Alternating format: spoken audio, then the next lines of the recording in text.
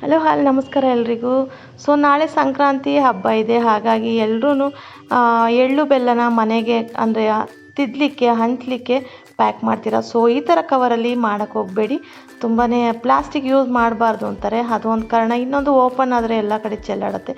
So ನಾವೇನು ಇವಾಗ paper glass use ಮಾಡ್ತೀವಲ್ವ ನೀರು ಕುಡಿಯೋಕ್ಕೆ ಅಥವಾ ಜ್ಯೂಸ್ಗೆಲ್ಲ, ಆ ಥರ ಏನು ಗ್ಲಾಸ್ನ ತೊಗೊಂಡು ಎಡ್ಜಸ್ ಏನಿದೆ ಅಲ್ವಾ, ಸೊ ಆ ಥರ ಎಡ್ಜ್ನ ಕಟ್ ಮಾಡಿಕೊಂಡು ನೋಡಿ, ಈ ಎಡ್ಜಸ್ನ ಕಟ್ ಮಾಡಿಕೊಂಡು ಅದರೊಳಗಡೆ ನಿಮ್ಗೆ ಎಷ್ಟು ಬೇಕು ಅಷ್ಟನ್ನ ಎಳ್ಳು ಬೆಲ್ಲನ ಹಾಕಿ ನಾವು ಮಿಕ್ಸ್ ಮಾಡಿ ಇಟ್ಕೊಂಡಿರ್ತೀವಲ್ವ, ಸೊ ಅದನ್ನು ಹಾಕಿಬಿಟ್ಟು ನಾವೇನು ಎಡ್ಜಸ್ ಕಟ್ ಮಾಡಿ ಇಟ್ಕೊಂಡಿದ್ದೀವಲ್ವ ಅದನ್ನೇ ಅದರೊಳಗಡೆ ಇಟ್ಟು ಸ್ಟ್ಯಾಪ್ಲರ್ ಮಾಡಿದ್ರೆ ಆಯಿತು. ನೋಡಿ, ಈ ಥರ ಒಳಗಡೆ ಒಂದು ಫಸ್ಟ್ ಫೋಲ್ಡ್ ಮಾಡಿ, ಆಮೇಲೆ ಅದ್ರ ಮೇಲ್ಗಡೆ ಇನ್ನೊಂದು ಫೋಲ್ಡ್ ಮಾಡಿ ಆ ಸೈಡು ಮತ್ತು ಈ ಸೈಡ್ ಎರಡೂ ಸೈಡೂ ಒಂದೊಂದು ಸ್ಟ್ಯಾಪ್ಲರ್ ಮಾಡಿದ್ರೆ ಕ್ಯೂಟಾಗಿರೋ ಎಳ್ಳು ಬೆಲ್ಲ ಬೀರಲಿಕ್ಕೆ ಬ್ಯಾಗ್ ರೆಡಿ ಆಗುತ್ತೆ. ಎಷ್ಟು ಚೆನ್ನಾಗಿದೆ ಅಂದರೆ ತುಂಬಾ ಖುಷಿ ಪಡ್ತೀರಾ. ನೀವು ಮಾಡಿದ್ದೀರಾ ಅನ್ನೋದೊಂದು, ಪ್ಲಾಸ್ಟಿಕ್ ಯೂಸ್ ಮಾಡಲ್ಲ ಅನ್ನೋದು ಇನ್ನೊಂದು. ಹಾಗೆ ತುಂಬ ಕ್ಯೂಟಾಗಿದೆ. ಕೊಟ್ಟೋರ್ಗು ಏನೋ ಒಂಥರ ಮುಖದಲ್ಲಿ ನಾವು ಕೊಟ್ಟಾಗ ಒಂಥರ ನಗು ಬರುತ್ತಲ್ವ, ಅದಕ್ಕಿಂತ ಖುಷಿ ಬೇರೆ ಏನೂ ಇರಲ್ಲ. ನೋಡಿ, ತುಂಬ ಚೆನ್ನಾಗಿದೆ.